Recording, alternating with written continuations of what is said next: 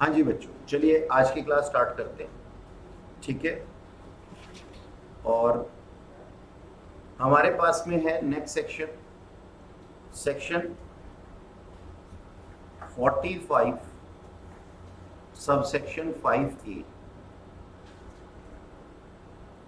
ठीक है जी, पहले तो इसकी हेडिंग लिख लो, transfer of capital asset. Transfer of capital asset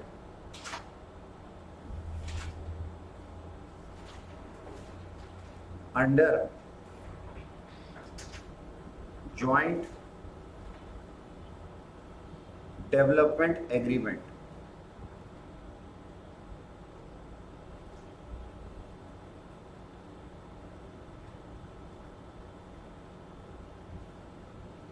ठीक है जी। हाँ जी सर, पहले तो ये सेक्शन कह क्या रहा है समझते हैं इसको। इसके अंदर होगा क्या, सबसे पहले तो हमने क्या लिखा है, transfer of capital asset under joint development agreement. Joint development agreement का मतलब होता है agreement related to land and building. Joint development किसकी करनी है हमने सर, लैंड एंड बिल्डिंग की। लैंड एंड बिल्डिंग की।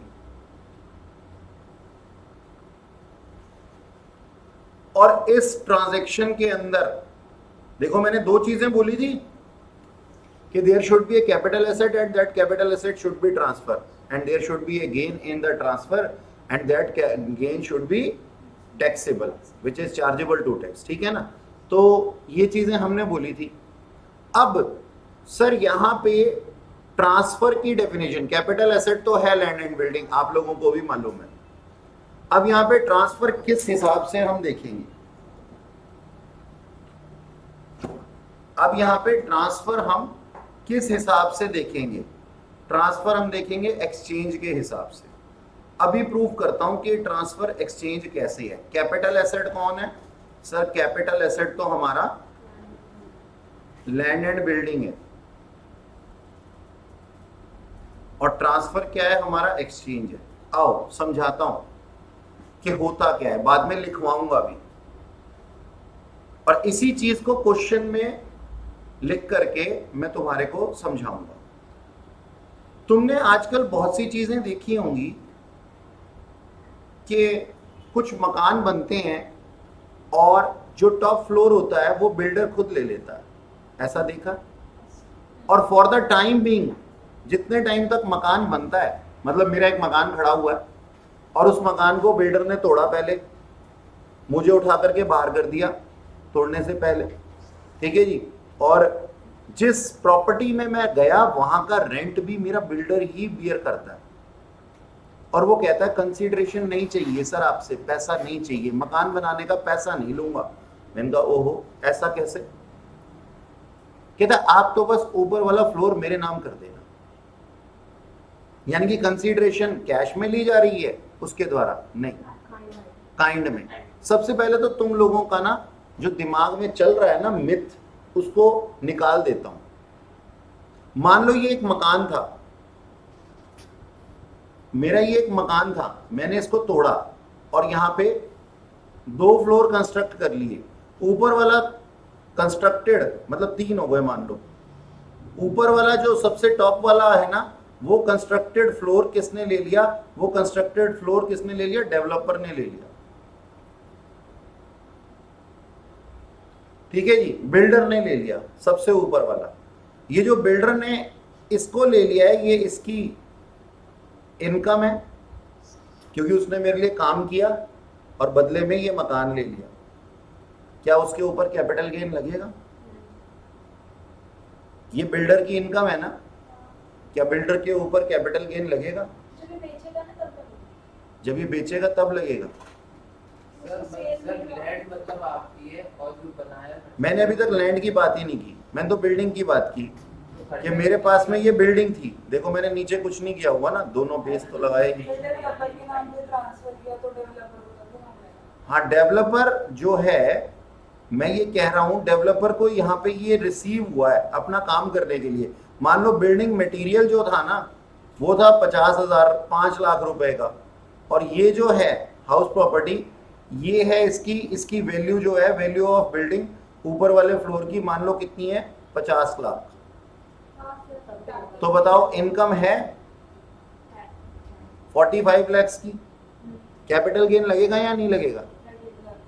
सारे जवाब नहीं दे रहे, लगेगा कि नहीं लगेगा? ये जो जवाब नहीं दे रहे ना, सर पूरी बिल्डिंग बिल्डर ने बनवाई है ना।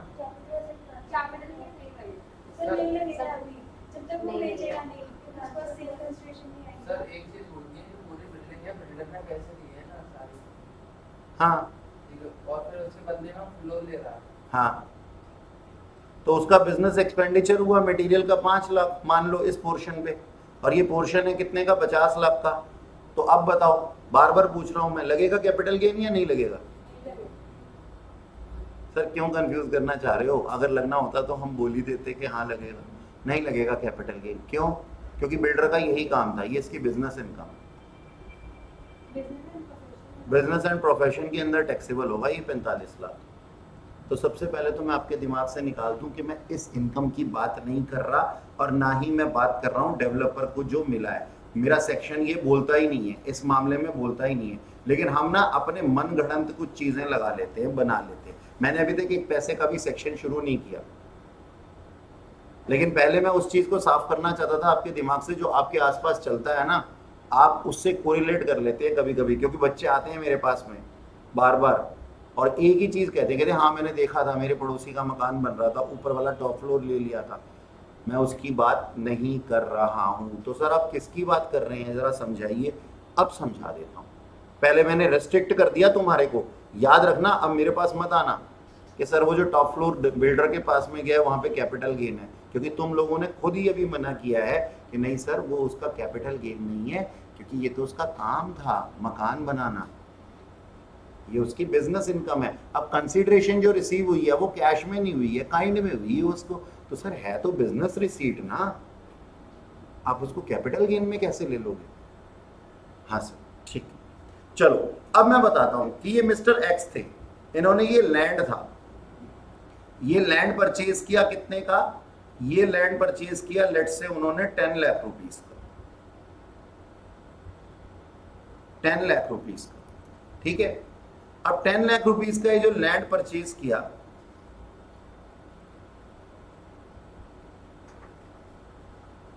इन द ईयर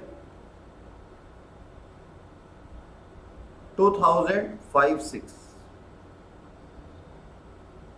अब इन्होंने एग्रीमेंट, नंबर 1 ये पॉइंट था, नंबर 2 इन्होंने एग्रीमेंट किया, एग्रीमेंट टू कंस्ट्रक्ट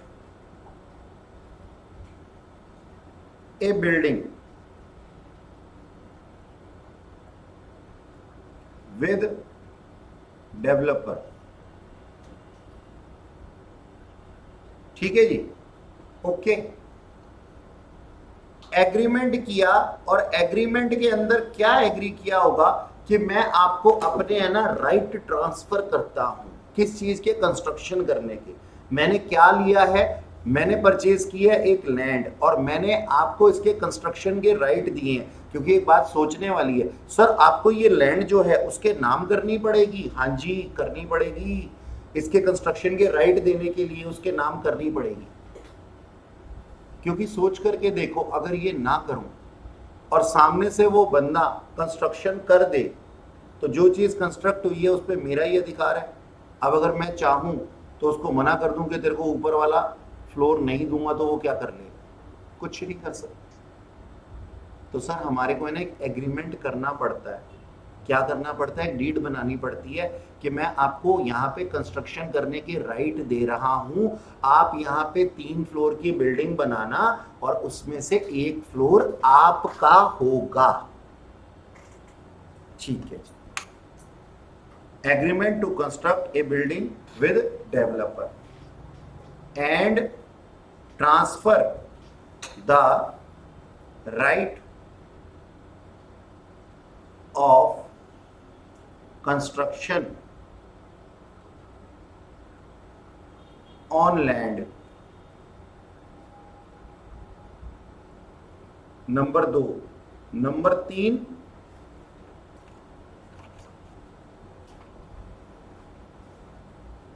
नंबर 3 के अंदर क्या हो रहा है? नंबर 3 के अंदर बिल्डिंग बनकर के तैयार हो गई, सर्टिफिकेट ऑफ कंप्लीशन मिल गया।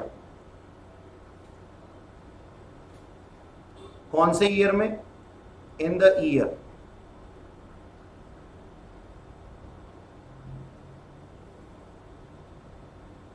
9-10,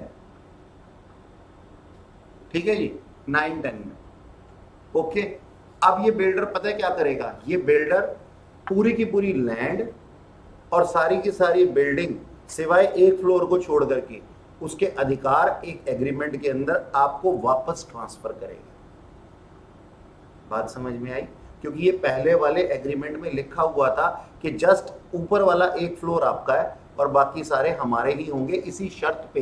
तो क्या ये एक रिवोकेबल एग्रीमेंट है? आप लोगों ने लॉ में पढ़ा हुआ है ना, रिवोकेबल और इरिवोकेबल, जो रिवोक होकर के वापस आ जाता। तो यहां पे फोर्थ पॉइंट के अंदर क्या हो रहा है? यहां पे फोर्थ पॉइंट के अंदर क्या हो रहा है?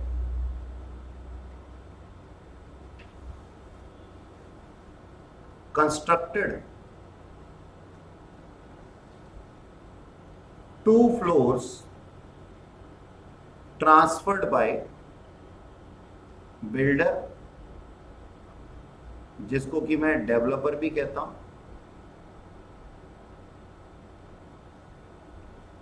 टू ओरिजिनल ओनर, ओनर नहीं ओरिजिनल ओनर।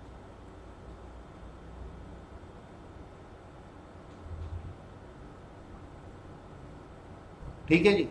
और इस दिन पे इसकी एसडीवी देखी जाएगी, स्टैंप ड्यूटी वैल्यूएशन। जैसे चीजों के लिए फेयर मार्केट वैल्यू होती है ना, ऐसे स्टैंप ड्यूटी वैल्यूएशन होती है, हमारी म्यूनिसिपैलिटी बताती है। तो stamp duty valuation of 2 floors was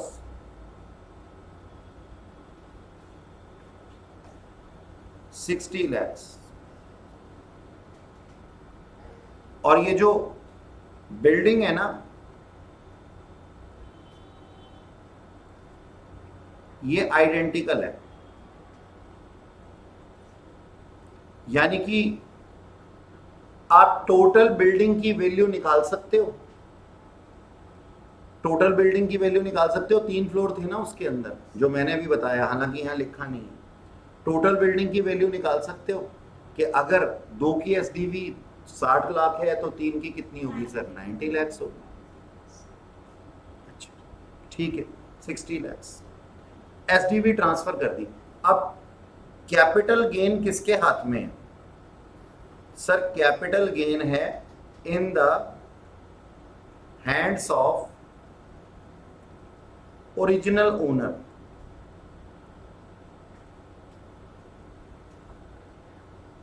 है सर, उसकी चीज उसके पास में वापस आ गई। आप कह रहे हो उसके हाथ में कैपिटल गेन है। इसने किसको बेचा है? खुद को बेचा है। हाँ, खुद को बेचा है। पहले इसने राइट ट्रांसफर किए, फिर इसके पास में राइट वापस आए। तो ध्यान से देखना है यहाँ पे कि ट्रांसफर हुआ क्या है। ट्रांसफर हुआ क्या है, इस चीज में सबकी इच्छा होगी जानने की। कितना percent portion? 1/3 portion of land जो है ना, वो ट्रांसफर हुआ। ऐसे मत सोचो कि इसी तरीके से बिल्डिंग खड़ी होती है। मान लो ये फ्लोर इस तरीके से बनाए गए, अब बोलो फिर क्या कर सकते हो? तो हम क्या कहते हैं जी, ये 1/3 पोर्शन ट्रांसफर हो गया ना, तो 1/3 portion of land was transferred. और रिसीव क्या हुआ है? 2/3 पोर्शन ऑफ बिल्डिंग। यानी कि क्या दे करके हमें क्या मिला है? 1/3 पोर्शन ऑफ लैंड दे करके हमारे को 2/3 पोर्शन ऑफ बिल्डिंग मिला है। यानी कि हमारी एसडीवी कितनी थी? हमारी एसडीवी थी सर 60 लाख रुपीस।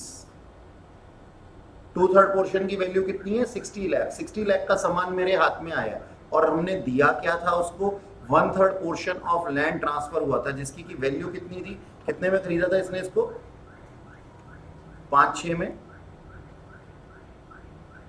10 लाख रुपए में, है ना।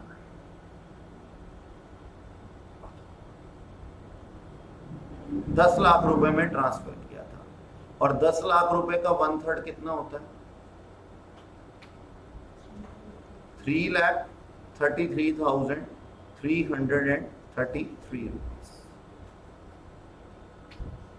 ओके जी, तो ये ट्रांसफर हुआ है, मिला है ये, रिसीव हुआ है 60 लाख, और गया था ये। रिमेनिंग जो दोनों का डिफरेंस है वो क्या है, कैपिटल गेन है, किसके हाथ में, ओरिजिनल ओनर के हाथ में। ऐसा हमारा सेक्शन कहता है 45 सबसेक्शन 5A। जी जनाब बोलो, अब पूरी की पूरी कहानी एक बारी फिर से सुना दो। ये है क्या, ये है जी हमारे पास में, अगर हम कोई एग्रीमेंट करते हैं, ज्वाइंट डेवलपमेंट एग्रीमेंट करते हैं। ज्वाइंट डेवलपमेंट एग्रीमेंट का मतलब क्या हुआ, number 1 construction related to land and building. और हमने कोई लैंड एंड बिल्डिंग अगर परचेज की है, इसके अंदर अभी एक चीज और जोड़ूंगा, लेकिन पहले जरा पुरानी वाली कहानी को रिवाइज करवा दूं। तो हमने क्या कहा जी, हमने ये बोला, हमने अगर आपको कोई चीज ट्रांसफर की है, आप कौन है, डेवलपर है, हमने अपना एक कैपिटल एसेट, कैपिटल एसेट कौन सा होगा जी, लैंड होगी। लैंड का एक पोर्शन हमने आपको ट्रांसफर किया है इन कंसीडरेशन, और आपसे हमें बना हुआ क्या मिलेगा जी, हमारे को बना हुआ मिलेगा बिल्डिंग, कंस्ट्रक्टेड लैंड मिलेगी। वेकेंट लैंड आपको कंसीडरेशन में दे रहे हैं, जिसके ऊपर हो सकता है आपने अपने लिए भी कंस्ट्रक्शन कर लिया हो, लेकिन इसका गया क्या, इसका गया 3,33,333 का लैंड, और इसको मिला क्या, 60 लाख रुपए का एक कंस्ट्रक्टेड लैंड एंड बिल्डिंग। मानते हो कि नहीं मानते हो, कंस्ट्रक्टेड लैंड एंड बिल्डिंग, ठीक है सर। अब एक बात बताओ, इस चीज को हजम करने के लिए एक बात कहता हूं, मान लो मेरा एक कैपिटल एसेट है, मेरा कैपिटल एसेट है, मेरे पास में एक गोल्ड बार है, वो है 60 लाख रुपए का, और तुम्हारे पास में एक गोल्ड रिंग है। मैंने कहा आओ इसको एक्सचेंज कर लेते हैं आपस में। गोल्ड रिंग मैंने तुमसे ले ली जो कि 5 लाख की थी, और गोल्ड बार तुम्हें दे दिया जो कि 50 लाख रुपए का था। पहले तो ये बताओ फायदा किसका है, मेरा या तुम्हारा, तुम्हारा फायदा है। तो कैपिटल गेन किसके हाथ में लगेगा सर, तुम्हारे हाथ में लगेगा, मेरा तो फायदा ही नहीं हुआ, मेरा तो एक तरीके से कैपिटल लॉस हो गया। तो मुझे तो बेनिफिट मिलेगा, बल्कि टैक्स के अंदर अदर इनकम्स में एडजस्ट हो जाएगा ये जा करके, लेकिन तुम्हारे ऊपर टैक्स लगेगा कैपिटल गेन में। ठीक इसी तरीके से एक्सचेंज की डेफिनेशन में ना केवल ऐसी चीजें आती हैं जो सीधी सीधी दिखाई देती हैं, कभी कभी टेढ़ी टेढ़ी ट्रांजैक्शंस को भी हम रिकॉर्ड करते हैं। और ये टेढ़ी ट्रांजैक्शन पता है क्या थी, दुनिया आज तक ये मानती थी कि मेरी चीज मुझे ही मिल जाएगी, तो मेरे हाथ में कैपिटल गेन नहीं हो सकता। क्यों जी, आपकी चीज क्या थी, आपकी चीज थी सिर्फ 10 लाख रुपए की लैंड, जिसमें से एक पोर्शन एज अ कंसीडरेशन आपने डेवलपर को दे दिया, और उससे ले क्या लिया, fully constructed land and building. बात समझ में आई सर? हम ऐसा क्यों नहीं कह रहे कि हमने उसको कंसीडरेशन में लैंड एंड बिल्डिंग दी है, क्योंकि बिल्डिंग तो उसने खुद ही बनाई थी ना अपने लिए, उसको हमने थोड़ी ना दी थी। हमने तो उसको क्या दिया था, सिर्फ एक अनकंस्ट्रक्टेड लैंड, और वो भी उसका एक पोर्शन। कितना पोर्शन, 3,33,333 रुपए का। और उसने हमें क्या दिया है, fully constructed land and building, जो कि है 60 लाख रुपए की। तो क्या अब बताओ, मेरे हाथ में ये एक्सचेंज के नाम पे कैपिटल गेन नहीं होना चाहिए? बिल्कुल होना चाहिए। गया क्या, 3,33,000 रुपए का सामान, आया क्या, 60 लाख का सामान। जो डिफरेंस है उसके ऊपर टैक्स लगेगा। ओके जी, कोई ऐसा बच्चा जिसको भी मेरी बात समझ में ना आई हो, मुझे कोई दिक्कत नहीं है बताने। बोलो जी, चले आगे। हाँ हाँ, कैसे आई? 10 लाख रुपीस थी गुड़िया, हमने शुरुआत में देखा था, ये देखो 10 लाख का 10 लाख था ना लैंड। अब इसके ऊपर इसने 3 फ्लोर बनाए हैं। अब 3 फ्लोर मैंने ऐसे नहीं बोला एक के ऊपर एक बनाए हैं, मान लो इस तरीके से बनाए हैं, तो बिल्डर के पास में क्या गया होगा, लैंड का एक टुकड़ा। अगर पूरी लैंड पे कंस्ट्रक्ट किया है उसने, तो 1/3 लैंड उसकी बिल्डिंग के साथ उसके साथ ही चली गई, और उसका कॉस्ट ऑफ एक्विजिशन कितना था, 10 लाख टोटल का। तो 1/3 का कितना हो गया, 3,33,333 रुपीज, 33 पैसा। करके देख लो, 1/3 10 लाख का इतना ही आता है।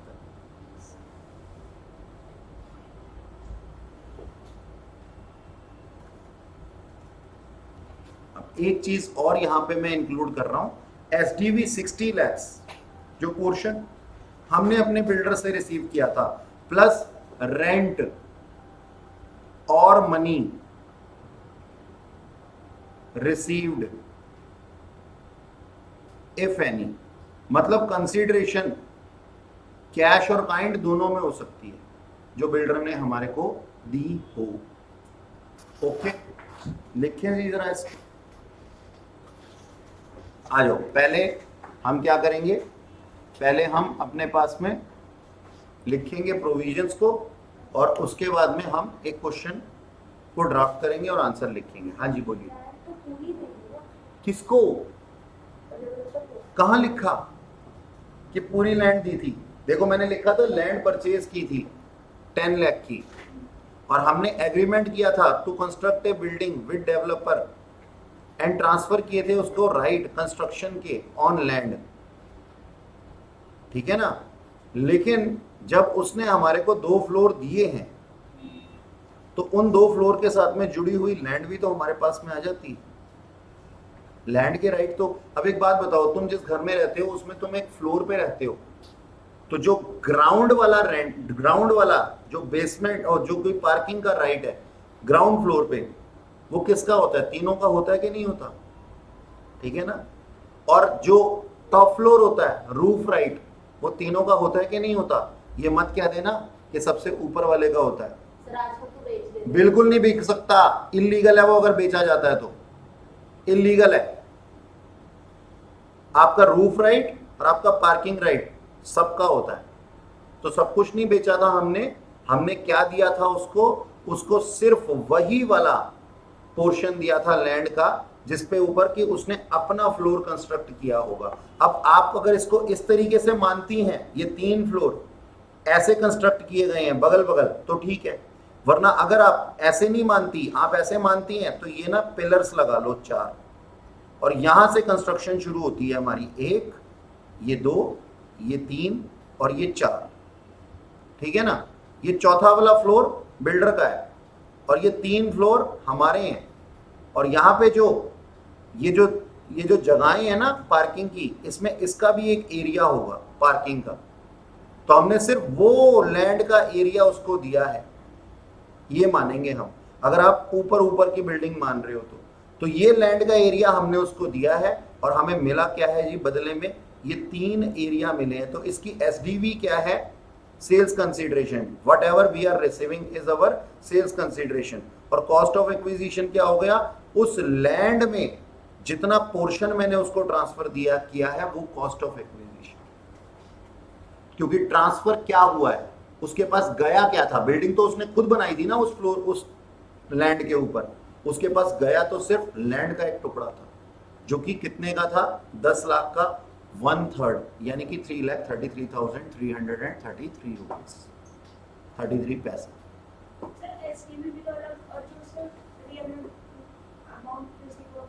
एसडीवी ही मानते हैं हम, हमारे रूल के अंदर ये लिखा हुआ है, बाद में उसकी वैल्यू कुछ भी हो।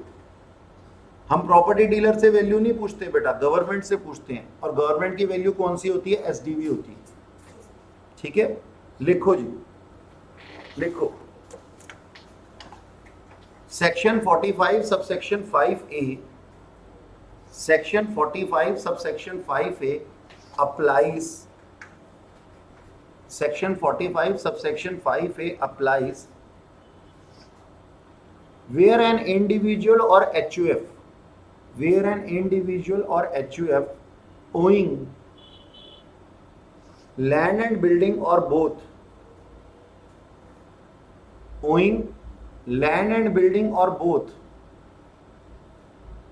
enters into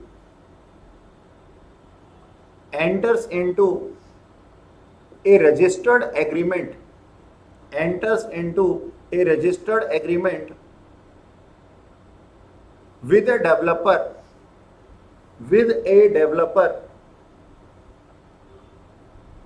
allowing the developer to develop, sir allowing the developer to develop real estate project on such land and building or both, on such land and building or both. अगली line में लिखना real estate project क्या, real estate के बाद project on such land and building or both. Project on such land and building और both. Number 2 point लिखना है इसी के अंदर, as a construction, as a consideration for receiving right to develop, as a consideration for receiving right to develop the real estate project,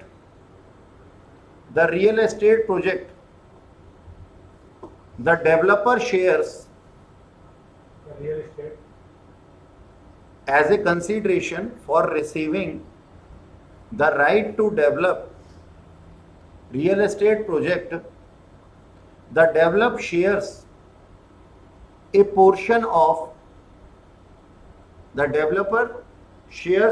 portion of land oblique building or both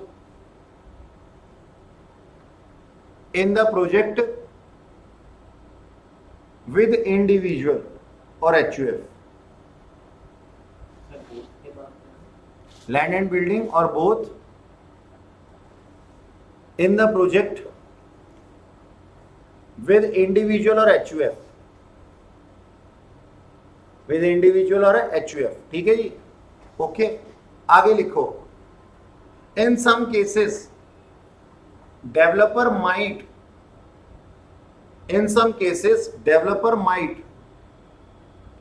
also pay some additional consideration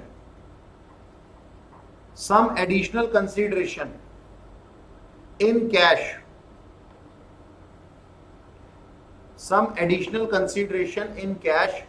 over and above the share in project.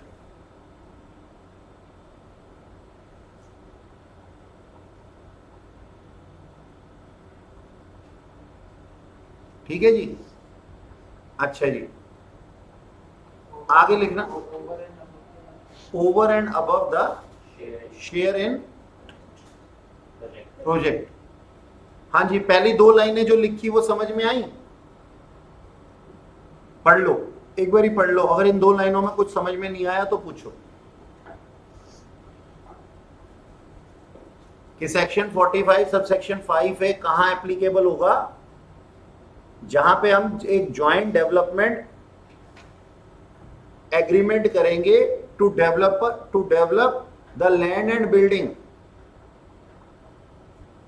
and as a consideration what he will receive a portion in the constructed project. ठीक है जी.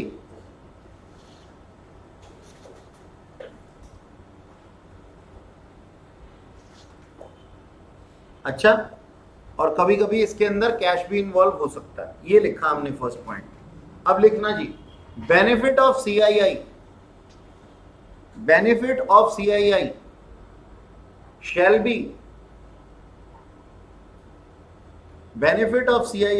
be allowed up to date of making agreement.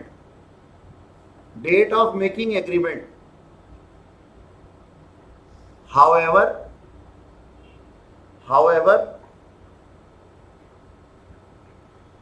capital gain shall be taxable. However, capital gain shall be taxable in the year in which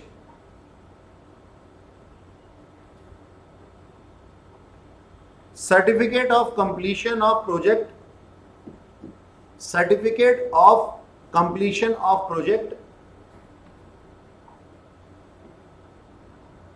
provided by authority. हाँ, certificate of completion of project provided by authorities. ठीक है जी। तो तीसरे और चौथे point में हमने क्या, तीसरे पॉइंट में हमने क्या लिखा कि सर बेनिफिट ऑफ सीआईआई कब तक मिलेगा, जब तक कि मैंने इस लैंड के एग्रीमेंट को उसको ट्रांसफर नहीं कर दिया था। ठीक है जी। और टैक्सेबल कब होगा, जिस साल कंप्लीशन का सर्टिफिकेट मिल जाएगा, जिस दिन तैयार हो जाएगा प्रोजेक्ट बन करके। आगे लिखो जी, full value of consideration, full value of consideration shall be, full value of consideration shall be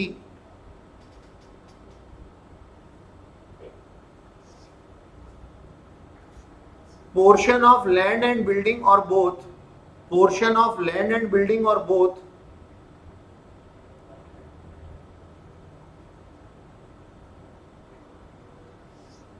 received by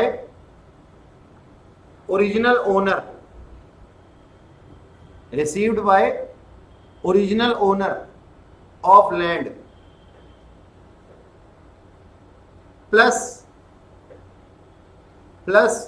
money received by developer, from developer, sorry, money received from developer। ठीक है जी, ओके, डन। चलें आगे, इसको note मत करो, मैं एक क्वेश्चन लिखवाता हूं, फिर उसका आंसर लिखते हैं, फिर तुम्हारे को और अच्छा लगेगा। लिखो जी, क्योंकि यही वो क्वेश्चन होगा ना, इसको बनाने की कोई जरूरत नहीं। लिखो जी, mister X purchase a plot of land. ठीक है, mister X purchase a plot of land in 2006-7 worth rupees 50 lakhs, 6-7 worth rupees 50 lakhs। आगे लिखो, he entered into a specific agreement, he entered into a specific agreement with a limited,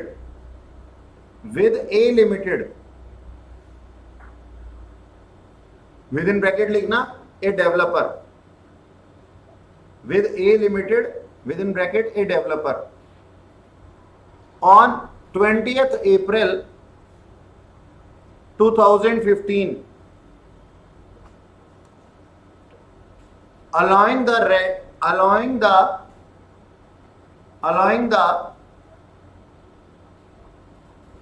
right to develop, allowing the right to develop a project on such vacant land।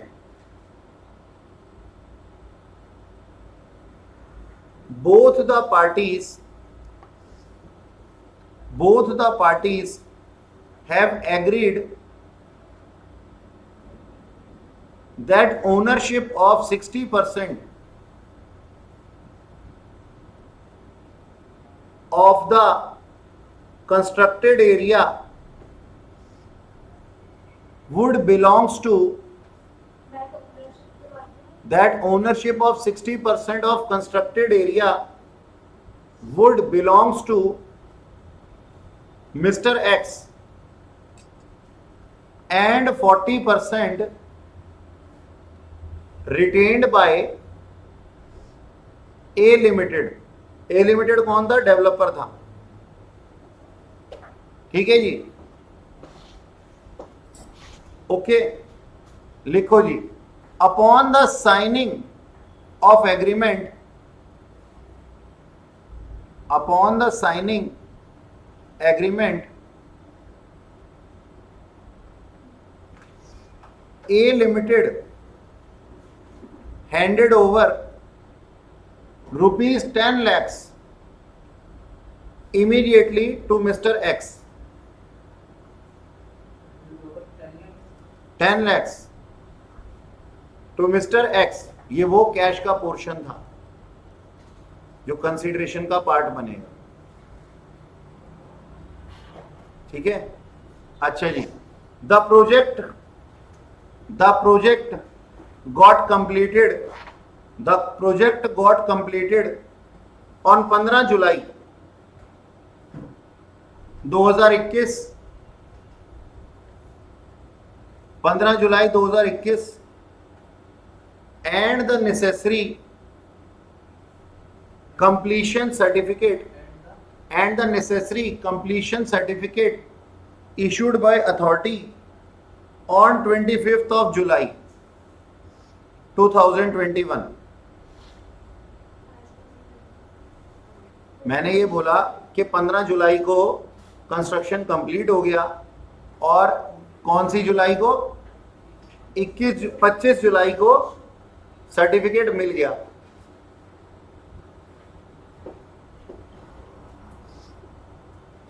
ठीक है जी, आगे लिखो। हे भगवान, मैंने तो गलती कर दी, 2 डेट्स बोल करके एक ही डेट बोल देता, बढ़िया था भाई। जब इशू होता है वो वाली डेट होती है ना, 4 दिन बाद की डेट एप्लीकेबल है, लेकिन साल तो वही है, क्यों टेंशन ले रहे हो। आगे लिखो, आगे लिखो। The SDV of 60% portion, the SDV of 60% portion was 60 lakhs.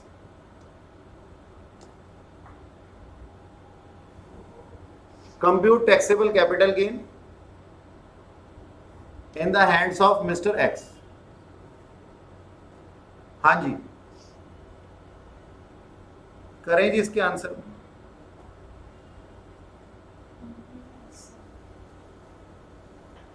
ठीक है, सबसे पहले computation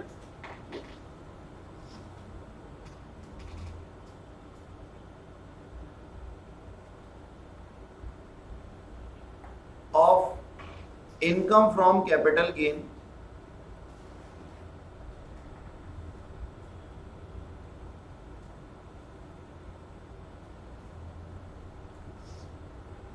of Mr. X for assessment year so and so। इसमें 21 22 होगी। हाँ, इसमें 21 था ना हमारे पास में। सेल्स कंसीडरेशन,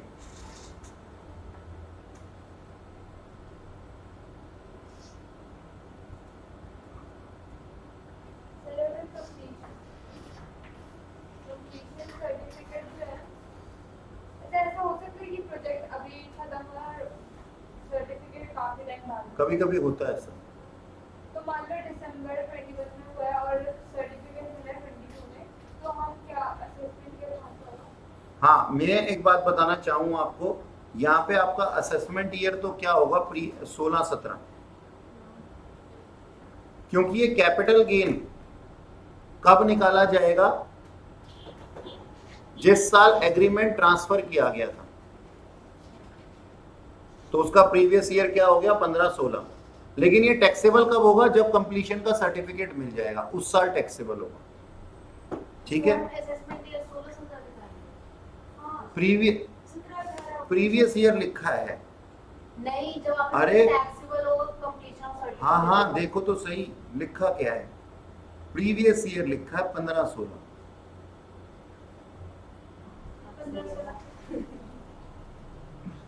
15-16 प्रीवियस ईयर है, मतलब ये कब टैक्सेबल होगा, पे तो बाद में होगा, ये पहले हम इसके ऊपर मतलब टैक्स इंपोज कर देंगे, पे बाद में होगा, ये कंप्लीशन की सर्टिफिकेट मिलने के बाद।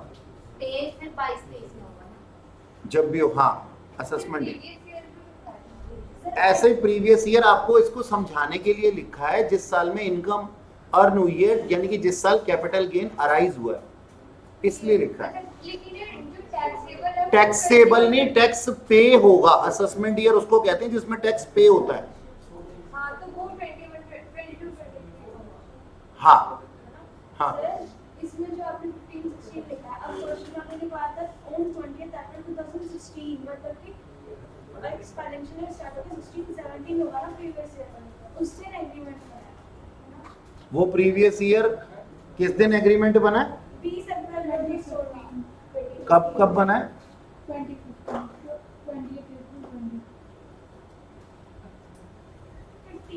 16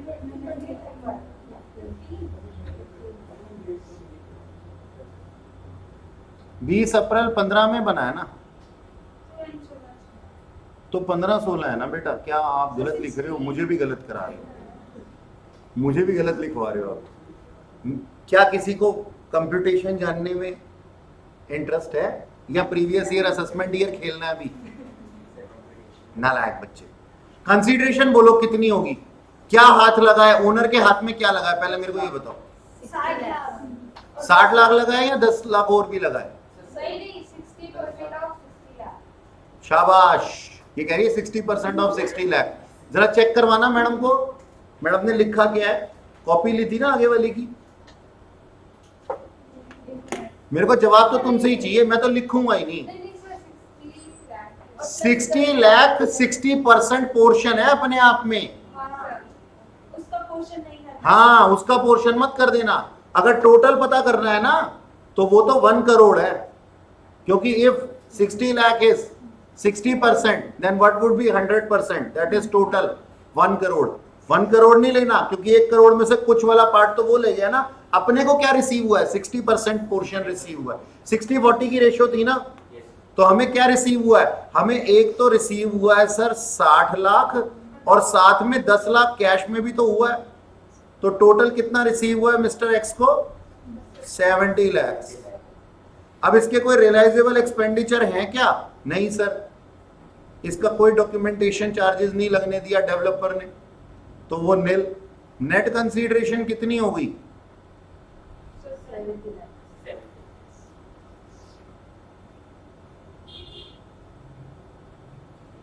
70 लाख। और माइनस किया हमने इंडेक्स्ड कॉस्ट ऑफ एक्विजिशन। हाँ जी, क्या गया था बताओ? 40%। 50 लाख पूरा गया था क्या? नहीं, पोर्शन गया था, बस सावधानी हटी, दुर्घटना घटी। तो 50 लाख का कितना परसेंट पोर्शन गया था? 40%। क्या मैं सही कह रहा हूं? मेरी बात समझ में आई आपको? 2 करोड़ नहीं, 20 लाख यही गया था हमारे से। 50 लाख की पूरी लैंड थी, लेकिन जिस पे उसने कंस्ट्रक्शन किया वो वाली प्रॉपर्टी के ऊपर आगे की लैंड तो वो ले जाएगा ना। तो हमने क्या दिया इसको? 40% लैंड का, और 40% लैंड कितने की थी? 20 लाख की थी। तो ये गया है हमारे पास से। अब CII का बेनिफिट देंगे इसमें। 50 लाख पहुंचे हो गया। क्वेश्चन में देखना जरा क्या लिखा है सबसे पहले, जहां से शुरू हुआ है। 60 लाख 50 है। मैंने तो यहाँ से 50 छोड़ा था, वहां तक पहुंचते पहुंचते 60 हो गया। सर मैंने क्यों भाई, तुम्हारा 50 है कि 60 है? बताओ मैडम को। गलत गलत लिखते रहते हैं, फिर कंफ्यूज होते हैं। ठीक है जी। अच्छा, ये गया था इतना परसेंट पोर्शन।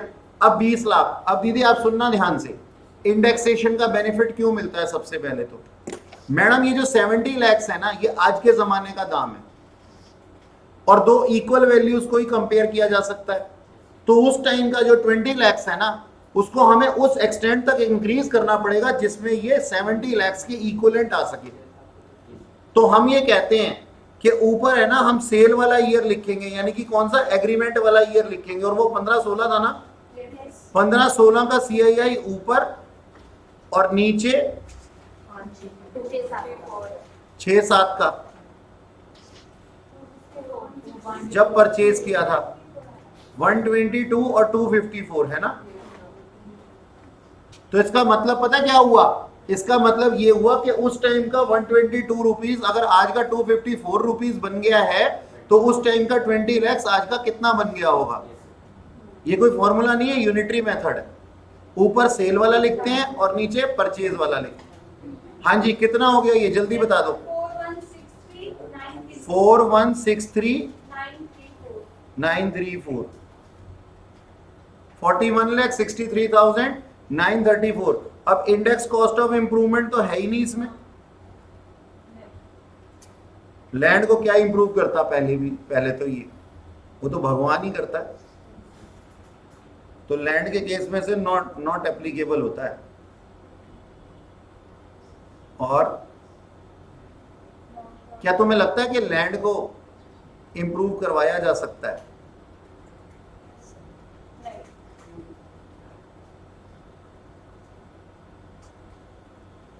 बोलो जी, नील लिखूं या नॉट एप्लीकेबल लिखूं? नील लिख रहा हूं मैं, नॉट एप्लीकेबल नहीं लिख रहा, क्योंकि मैंने अभी बोला कि लैंड को कंस्ट्रक्ट नहीं करवाया जा, वो इंप्रूव नहीं करवाया जा सकता। लेकिन आप लोगों को एक केस बता देता हूं, हालांकि ये आपके मतलब का नहीं है, आपके लेवल का ही नहीं है।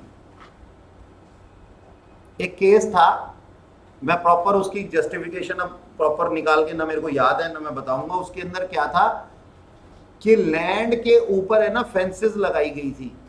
तो फेंसेस जो होती है ना, वो टेम्परेरी इरेक्शंस की तरह से होती हैं, उसको हम कंस्ट्रक्शन का पार्ट नहीं मान सकते।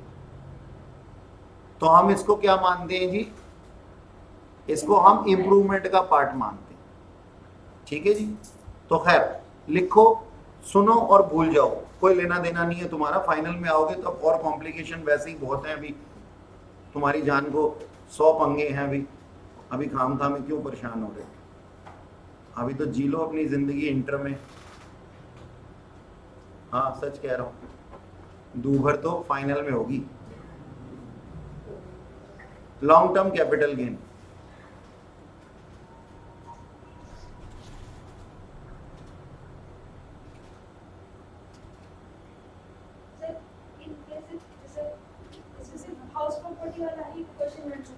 हाँ और क्या बन सकता है, और किस चीज को? ये लैंड और बिल्डिंग से ही रिलेटेड है जी। हाउस प्रॉपर्टी ही बनाओगे ना लैंड पे, तो और क्या बनाओगे?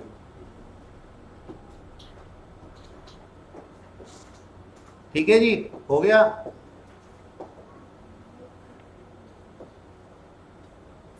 तो हमें पढ़ना है अगला section number 46। Section 46 special provisions related to company. अब ये क्या है इसके अंदर जरा लिखिएगा। सबसे पहला है सेक्शन नंबर 46, ऊपर हेडिंग डालिए, capital gain on distribution of capital asset. हाँ ये लिखना इसमें। सेक्शन 46 में क्या आता है? Capital gain in case of distribution of capital asset by company in case of liquidation।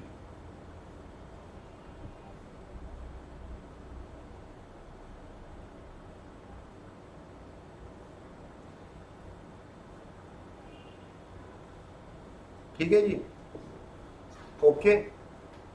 अच्छा, यहां पे दो लोग हैं, एक तो है कंपनी,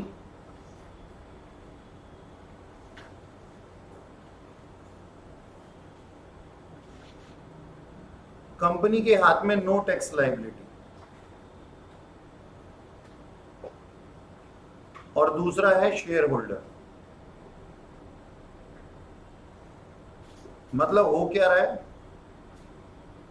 वो ये रहा है कि शेयर होल्डर्स को हमने एसेट डिस्ट्रीब्यूट कर दिए हैं। जैसे आप लोग मेरे शेयर होल्डर हैं, मैं कंपनी हूं, हम सभी लोग कंपनी। अब कंपनी का लिक्विडेशन हो रहा है, बंद हो रही है, तो मैंने क्या कहा? मैंने कहा जी सामान पड़ा हुआ है यहाँ पे, मैंने कहा ये लैपटॉप ले जाओ, आप माउस ले जाओ जी, ये मोबाइल ले जाओ, कोई कैमरा ले जाओ, इस तरीके से एसेट्स भी आपको डिस्ट्रीब्यूट कर दिए मैंने। अब आपको क्या लगता है कि आपके हाथ में, शेयर होल्डर के हाथ में कैपिटल गेन कब अराइज होगा? कोई आइडिया नहीं होगा अभी तक, लेकिन मैं एक स्टेटमेंट बोलूंगा, आप बताना कि मैं सही कह रहा हूं या नहीं कह रहा हूं। मान लो आपके पास में आपका शेयर था कंपनी में 1/3, और मैंने जो आपको एसेट डिस्ट्रीब्यूट कर दिए वो हाफ एसेट डिस्ट्रीब्यूट कर दिए ओवरऑल कंपनी के, तो क्या आपके हाथ में कैपिटल गेन है? आपका शेयर बनता था 1/3 और मैंने आपको एसेट डिस्ट्रीब्यूट कर दिए हाफ, तो हाफ इज मोर देन 1/3, यानी कि जितना आपका बनता नहीं था आपने उससे ज्यादा मुझसे रिसीव कर लिया, तो ये जो अमाउंट है आपके हाथ में एक कैपिटल गेन माना जाएगा। बात समझ में आई? तो excessive of share in company that is deemed dividend is what? Capital gain. और जहां कैपिटल गेन है वहां कैपिटल लॉस भी हो सकता है। आपका 1/4 हिस्सा बनता था, 1/3 हिस्सा बनता था कंपनी में, मैंने 1/4 आपको कैपिटल एसेट दे दी, जो कि आपके 1/3 हिस्से को कवर करते थे, उससे कम 1/4 दे दिए। कोई ऐसा तो नहीं है ना सर 4 इज ग्रेटर देन 3? है तो बता दो। एक था मेरे पास में, उसको मैंने समझाया था बड़े ही प्यार से, मैंने कहा नहीं बेटा ऐसे नहीं होता, देखो आप एक गोला बनाओ, इसमें 1/3 करो, ये वाला पोर्शन बड़ा है या फिर ये वाला पोर्शन बड़ा है? कहता है हाँ अब लग रहा है कि ये वाला पोर्शन, तो 1/3 इज ग्रेटर देन 1/4। मतलब ऐसे ऐसे विचित्र जीव हैं हमारी पृथ्वी पे। सोचो, या तो उसने मजे लेने के लिए ऐसी हरकत की होगी, या फिर वो सच में ही इतना डम होगा। मैं हैरान था। खैर चलो, खैर तुम में से तो कोई नहीं है ना ऐसा, नहीं होगा भी तो तुम्हें समझ में आ गई होगी अब। अच्छा जी, तो हम क्या कहते हैं sir, in the hands of share holder हम इसको टैक्सेबल करेंगे, कर देना चाहिए ना आपके हिसाब से। अब मैंने जो आपको बताया, देखो बच्चे तो डरते बोलते भी नहीं है कि हाँ सर हाँ हाँ कर दो, क्यों पता नहीं क्या ही बोल देंगे, अभी कोई नया रूल लगा देंगे, अभी कोई नया प्रोविजन बोल देंगे, फिर कहेंगे देखो तुमने तो कहा था कि होना चाहिए टैक्सेबल, लेकिन ये टैक्सेबल नहीं। मैं ऐसा नहीं करूंगा। जो चीज मैं मानता हूं तुम्हें नहीं पता, उसके अंदर तुम्हारे साथ नहीं खेलूंगा। खेलूंगा वहां जहां पे मैं एक प्रोविजन पढ़ाऊंगा, तुम्हें भूलने का समय दूंगा, तुम भूलोगे, और उसके बाद में क्वेश्चन दे करके अपने आप सही करके तुम्हारे को बेइज्जत करना, वो है मजा, और ऐसे ही सीखोगे। चलो खैर कोई बात नहीं, ये बात लिख लें अब कि ये कहता क्या। एक काम करो, आप पहले इस तरीके से लिखो, फिर अपन लिखते हैं इसके प्रोविजंस।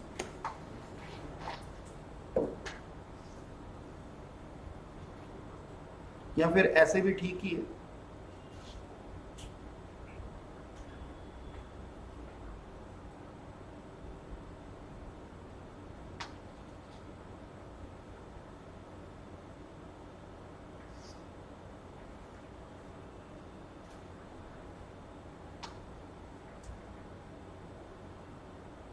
यहां पे एक बात और लिख लेना,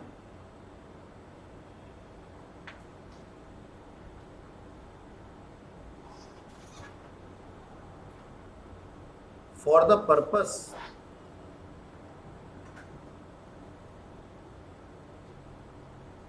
of computing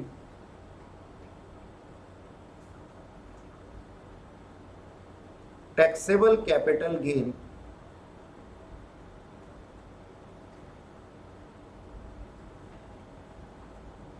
while computing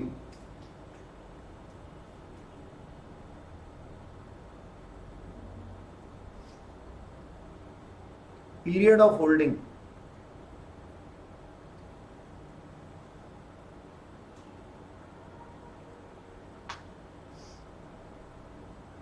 time period subsequent to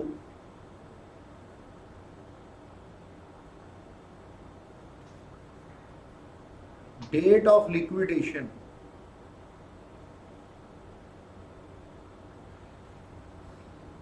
shall not be included in period of holding.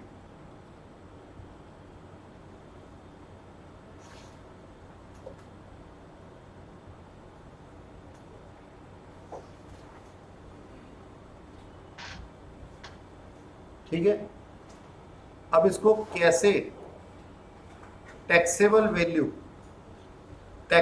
Value कैसे निकालेंगे? Taxable value in the hands of share holder.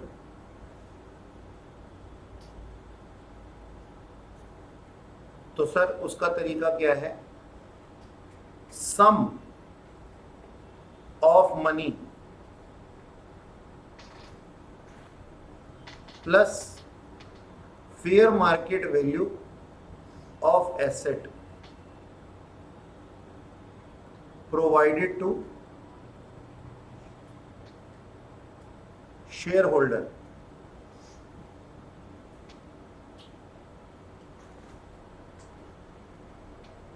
Minus deemed dividend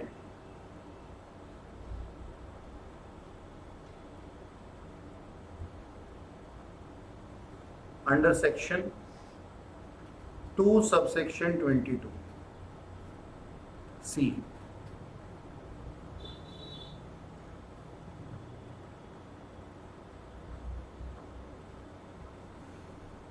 That is full value of consideration.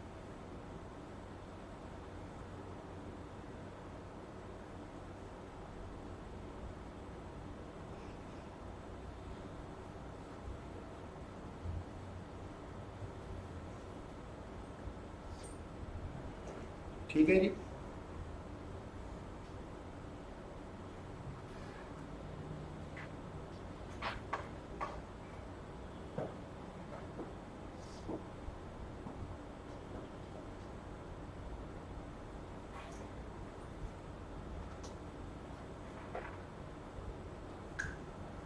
आगे लिखते हैं, full value of consideration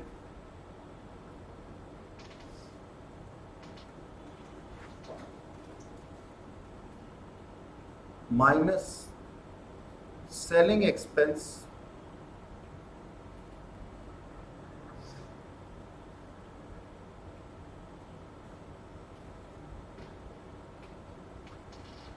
minus cost of acquisition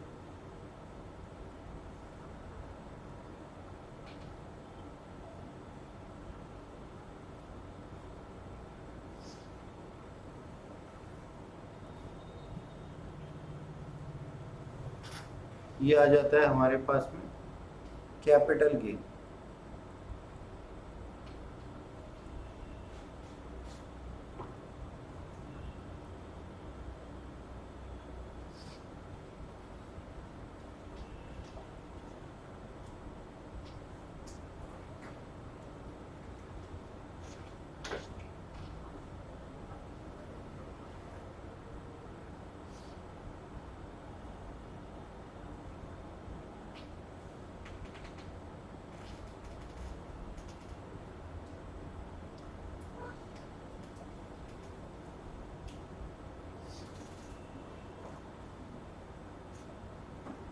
ठीक है जी। अब जरा ना एक बार ये क्वेश्चन लिख लेते हैं तो ये फॉर्मेट तुम्हारे दिमाग में ना छप जाएगा, फिर समझ में आ जाएगा तुम्हारे। एग्जाम्पल से ही काम होता है। क्वेश्चन लिखना जी, MNC limited issued 1 lakh shares. MNC Limited issued 1 lakh shares of rupees 10 each, and company goes into liquidation,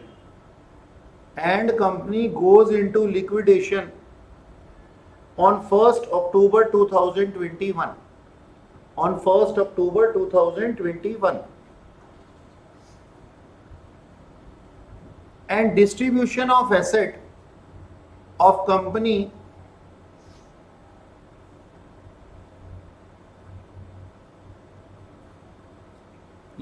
language नहीं बनी।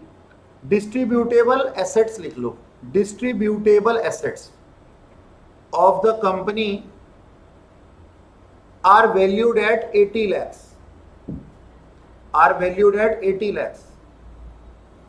The company's accumulated profits, the company's accumulated profits as on the date of distribution was 35 lakhs. Company's distributable profits as on the date of liquidation was 35 lakhs. Company's accumulated profits at the time of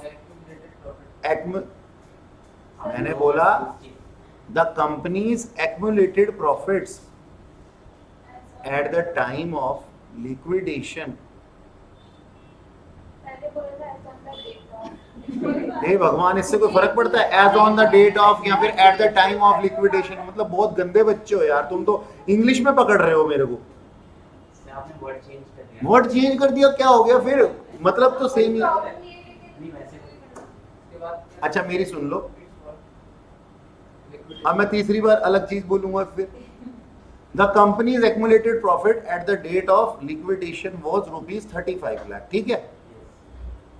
यानी कि उस time पे उसके जुड़े हुए profits 35 lakh रुपए के थे।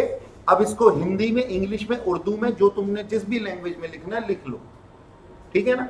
आगे लिखते हैं। Mister X purchase 10,000 shares of company. Mister x purchased 10,000 shares of company as on 1/10/1998, as on 1st October 1998 for ₹10 each.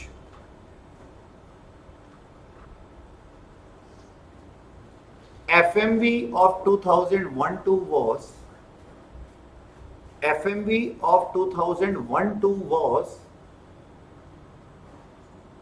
12 per share. 12 per share.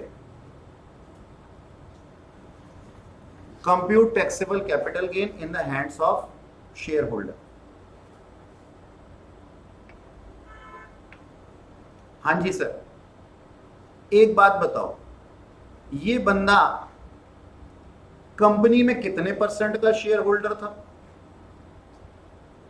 Sir हमें क्या पता, 10% का था, पता लग रहा है। 1 लाख नंबर ऑफ शेयर थे, इसके पास में कितने थे? 10,000, ठीक है ना? ओके, 10% होल्डर था, तो जाहिर सी बात है कि इसको जो है वो कंपनी के कितने थे? 80 लाख रुपए के एसेट थे, 35 के एक्युमुलेटेड प्रॉफिट्स थे, दुष्ट 80 लाख के एसेट थे। एसेट कितने थे? 80 लाख के थे। और कोई कैश मिला इसको? नहीं सर, नहीं मिला। तो sir fair market value of asset provided to share holder, क्या मैं यहां पे 80 लाख का 10% कर दूं? और मैंने 10% क्यों किया, ये बात समझ में आई? क्योंकि ये 10% का होल्डर है, तो इसको 8 लाख के एसेट मिले होंगे।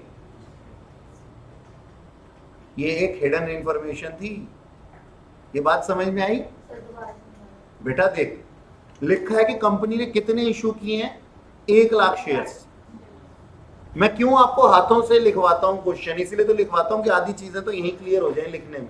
1 लाख के शेयर थे और एक्स के पास में कितने शेयर थे? 10,000, तो 10% शेयर हो गए इसके पास। अब 10% शेयर है तो ये एसेट क्या 8% में मान जाएगा और कंपनी इसको 12% एसेट दे देगी? नहीं, 10% में ही मानेगा और कंपनी भी इसको 10% ही एसेट देगी। अब टोटल नंबर ऑफ एसेट्स कितने हैं? 80 लाख, तो 80 लाख का 10% कितना हो गया? 8 लाख।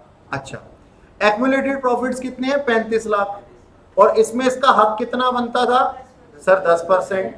देखो अब तो तुम खुद ही बोल रहे हो, 35 लाख का 10% कितना? 3,50,000। तो इसको कुछ एक्स्ट्रा मिला है, मानते हो? 8 लाख के एसेट मिल गए इसको, एक्मुलेटेड प्रॉफिट्स इसके कितने थे जी? 3,50,000। इतने मिलने चाहिए थे, इतने मिल गए, है ना? तो कितना हो गया जी? 4,50,000 का एक्स्ट्रा अमाउंट मिल गया। ओके, अब जरा इधर देखना, जिनको शक हो रहा है मेरी बात पे। बैलेंस शीट होती है, एसेट कहां आता है? लाइबिलिटी कहां आती है? ये एक्मुलेटेड प्रॉफिट्स का मतलब क्या होता है?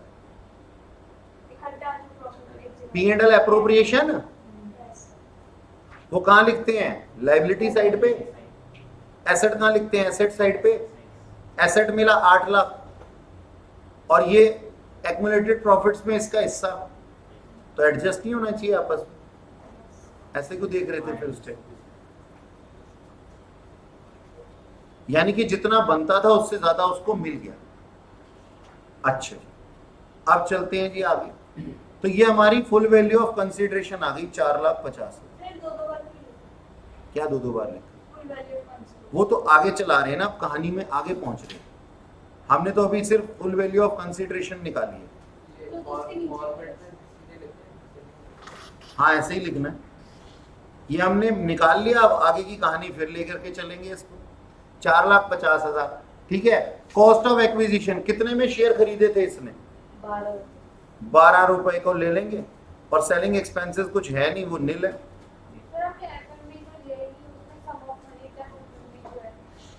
एफएमवी ले रहा हूं ना, कौन कह रहा है नहीं लूंगा? एफएमवी लूंगा, 12 लूंगा, 10,000 शेयर को मल्टीप्लाई करूंगा 12 से,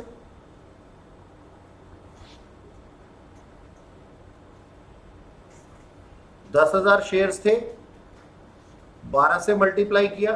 तुम्हें क्या लगता है कंपनी ने जब लिक्विडेशन किया होगा तो इससे इसके शेयर वापस नहीं ले लिए होंगे? और इसको मिला क्या? इसको मिला है 8 लाख के एसेट, इसके शेयर जा चुके हैं, ट्रांसफर है, कैपिटल एसेट है, कैपिटल गेन होना चाहिए। हाँ, 8 लाख के एसेट एक्सेसिव हैं, जितने इसका बनता था उससे। हाँ सर, अब कितना एक्सेसिव है? 4.5 लाख। अब 4.5 लाख रुपए का तो इसका सेल्स कंसीडरेशन हो गया, और इसने एसेट, और ये इसने 4,50,000 रुपए sales consideration, net sale consideration लेने के लिए कितने रुपए के शेयर खरीदे होंगे? वो कॉस्ट ऑफ एक्विजिशन है जो इसके पास से जा रहा है। तो वो कितना है जी इसके पास में? 10,000 इंटू 12। 12 क्यों लिया है मैंने? 10 या 12, whichever is higher. Fair market value का कंसेप्ट लग जाएगा ना। और अब ये कितना हो गया जी? 1,20,000। अब सीआईआई का बेनिफिट दो जी, बोलो सीआईआई का बेनिफिट दो। बोलो लिक्विडेशन कब हुआ था? 21-22 में। और इसने परचेज कब किए थे?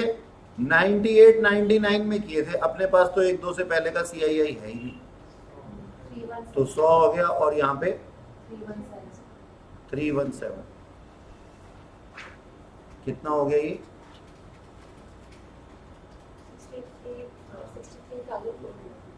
63,000 हो ही नहीं सकता। 63, हे भगवान। दीदी देखो, सुनो मेरी बात, एक बात, आप है ना 63,000 आपका आ भी जाए ना कैलकुलेटर में तो शक करना, 1,20 तो वो पहले ही था, अब तो बढ़ेगा ही, कम थोड़ी होगा। हाँ, कितना? 3,80,400 long term capital, what ever.